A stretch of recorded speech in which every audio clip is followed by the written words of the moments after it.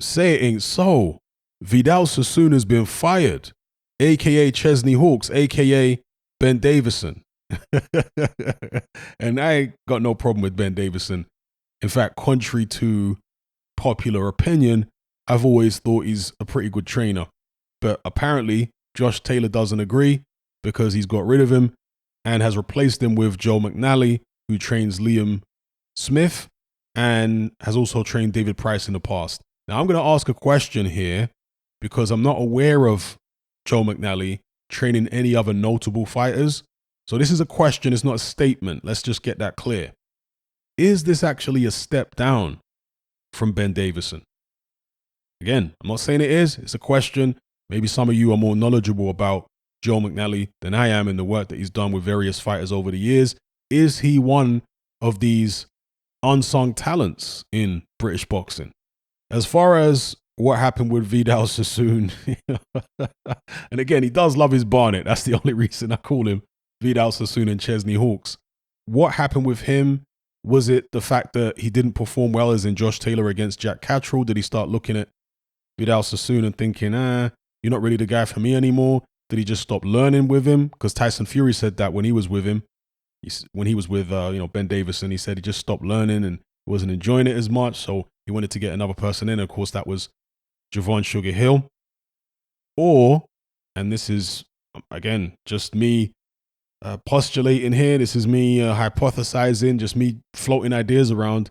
Could it be something to do with the fact that Vidal Sassoon has been involved with Devin Haney? He's helped train him. I'm not sure if he's still involved, but he has been in the past. And obviously, Devin Haney, look at him at the Kambosos weigh-in. He's going to be moving up to 140 in the not too distant future. He's obviously undisputed at 135 right now. And is that a reason? Is that a contributing factor to why Josh Taylor decided, you know what? I might be fighting Devin Haney, so I don't really want to have this situation where he's moving up and he's with Chesney Hawks and I'm working with Chesney Hawks as well. How's that going to sort itself out? Do you know what I mean? Maybe there's nothing to that. I'm just floating the idea about. So let me know what you guys think in the comments section below about Josh Taylor replacing Ben Davison with Joe McNally. Is this a good move? I know so many of you don't like Ben Davison, and I get it. You don't like his personality. You think he's cocky and all this kind of stuff. But I always aim to be objective. I don't allow a person's personality, whether they're obnoxious or likable or whatever the case may be, interfere with my assessment of their ability. And I think people have been very unfair about Ben Davison. I'm not saying he's the greatest trainer in the world, but people have tried to paint certain narratives about him, calling him boxer-sized Ben and saying every time he takes on a fighter, they get worse and all this kind of stuff. I don't think there's any substance to that, to be honest with you. He's done all right with Lee Wood, right? Lee Wood's gone from strength to strength under Ben Davison. So, yeah, and look, he is going to improve as most people do. Let me not say everybody, as most people do, throughout their 20s and 30s. You start improving at certain things as a trainer. So Ben Davison's going to improve. He may not be the finished article right now, but I don't think he's anywhere near as bad as a lot of you guys do. I actually think he does have some ability as a trainer, because the reason I say that is not just the results he's had, because again, he's been doing well with Lee Wood, but also his analytical mind. Whenever I hear him talk about boxing, he knows what he's talking about. Do you know what I mean? Like, he can break down fights and what fighters are doing in the ring and their little idiosyncrasies and how that can be a tell that they're going to throw a particular punch and all this kind of thing. He has a very, very analytical mind. Now, it is true that some people with very analytical minds can't necessarily translate that into success for their fighter. Some people are just good analysts. It doesn't necessarily mean they're good trainers. But I think it gives you a good grounding if you're a good analyst.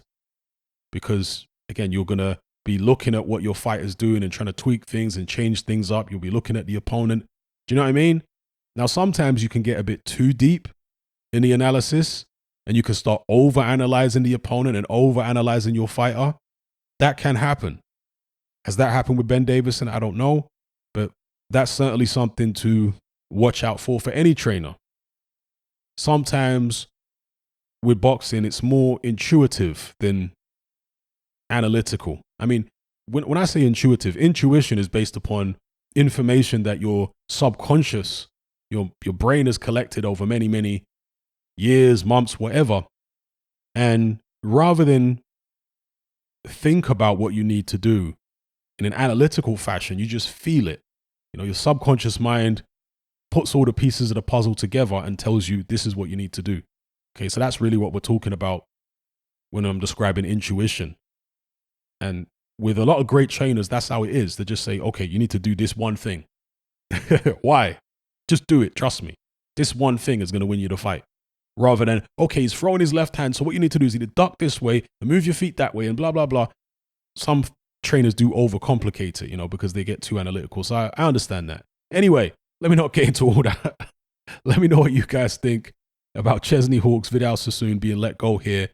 And why do you think it happened? Do you think Josh Taylor just got sick of him? Do you think he reckons he's not that good after all, particularly after what happened with Jack Catterall? And what do you think of this Joe McNally guy? Do you reckon it's a good fit for Josh Taylor? Do you reckon he'll stay with him long term? Or will he switch again? He's already been, of course, with Shane McGuigan, who I think most people in the UK rate as a good trainer. Left him, went with Vidal Sassoon, now he's with Joe McNally. So let me know what you think about all the points I've raised in this video.